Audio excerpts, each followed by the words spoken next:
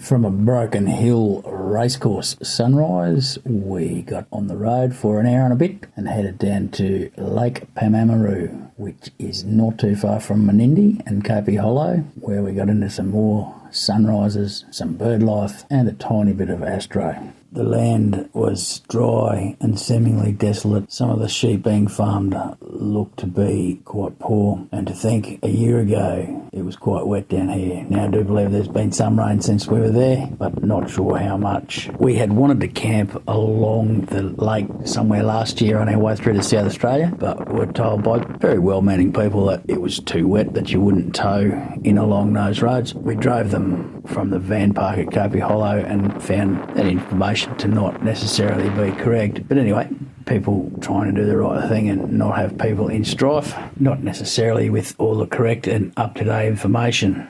One of the many little camping spots along the edge of, in this case, Lake Pamamaroo. They're dotted all along the edge.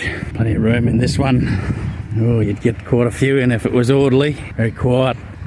Down here near Menindee and Kopi Hollow, there are lots of little places to camp along Lake Pamamaroo. Some for small gear, some you get all your gear into, get down the other end near the weir. That's quite a bit more organised right on the edge. And across the road from that there is quite a large camping parking area with toilets and tables. And just coming back on down here now, straight down to the edge of Lake Pamamaroo, which of course is part of the Menindee Lake system. Quite the amount of bird life.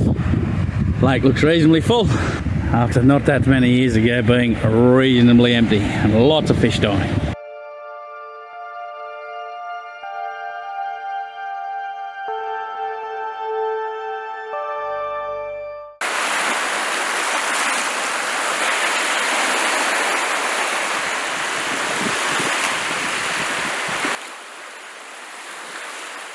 It certainly is times like these, for me anyway, when I've got the bigger lens out and I'm attempting to do something with birds or something like that, and one thinks to oneself, these folks that do photograph birds and even insects on a macro basis certainly are patient, certainly are very, very skilled, way beyond my ability.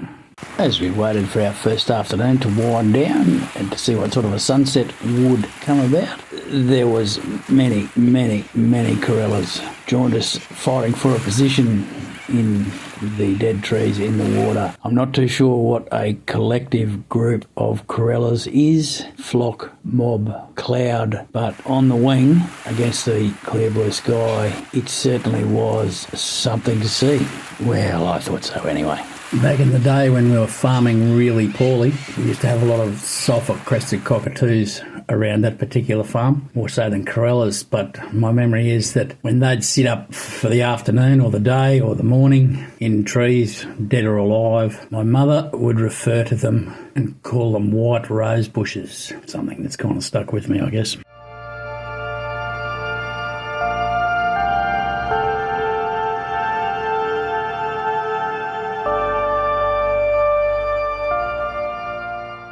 The first sunset teased a little bit, no clouds to enhance whatever it is that the sun does while it's setting, but a decent sort of a glow down on the horizon. We weren't afforded still conditions to generate the mirror effect across the lake, but you can't just order that up. No doubt the perspective would be better further down and around the lake, as you'd probably be looking, or you would be looking directly at the sunset. We weren't quite in the right position, but you get that. To compensate though, the reflection of the sun and the colour of the white of the corellas was a noticeable factor. On a photo front, I just leave in a few different edits and different time frames. We tend to spend quite a bit of time with a sunset or a sunrise because often the best bit is later, long after it's set.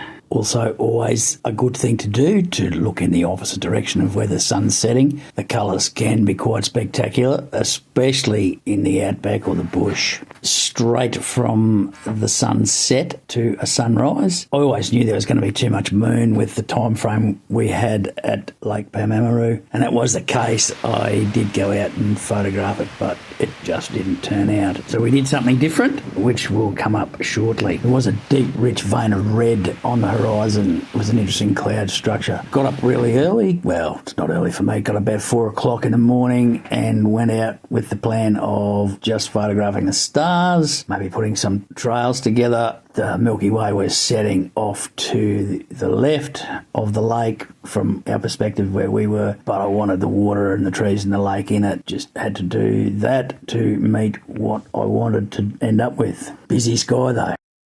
What a great cloud day our second day at the lake was. Just some super good structures that promised an outstanding sunset and ended up delivering. We went for a bit of a walk around some of the other camping areas. There was half a dozen or so people, some folks tucked in deep in the bush with their small camper setups and other vans. We didn't go too close because that's just not what we do.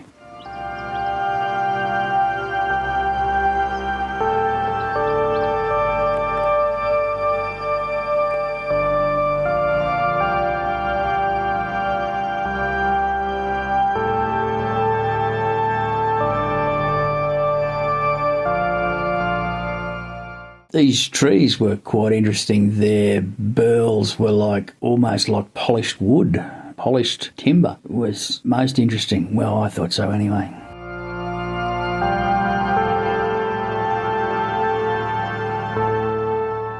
Bring on the sunset, and the sunset certainly delivered. It was a cracker. Not sure which of the still edits I actually like just yet. Still deciding that, but we'll work that out over time, I suppose.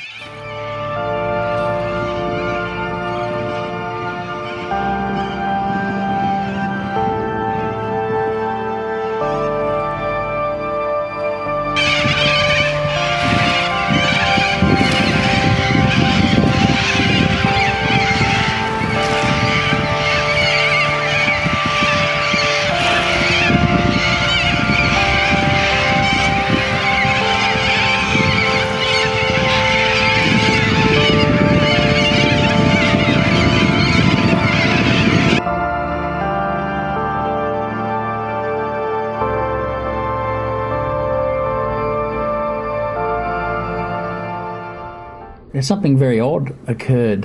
My wife decided to light a fire. We never light a fire. It's just not what we do. But anyway, she lit a fire. Quite fascinating things to watch. Photograph a little bit in slow motion. Not to be disappointed, of course. Another sunrise on our final morning. No clouds again for the sunrise, but it was a bit of a burner on the horizon.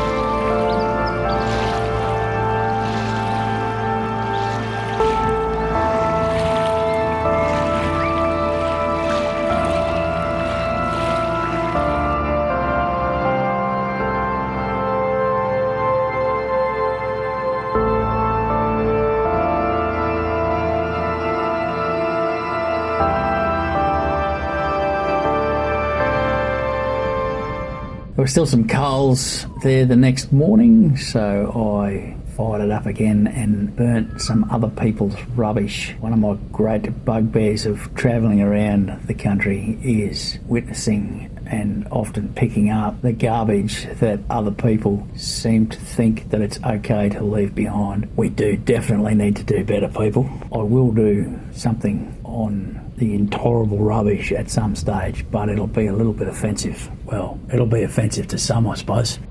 Ready to leave Lake Pamamaroo, possibly my new favourite place to camp. Menindee Lakes, Lake Pamamaroo, go back in a heartbeat. Quite the place. Would also like to talk one day a little bit more about the agriculture, the growing of crops that takes place there and once took place in greater areas than it currently does due to water licences being sold back to the government, but it has an interesting history and wouldn't mind talking about that one day.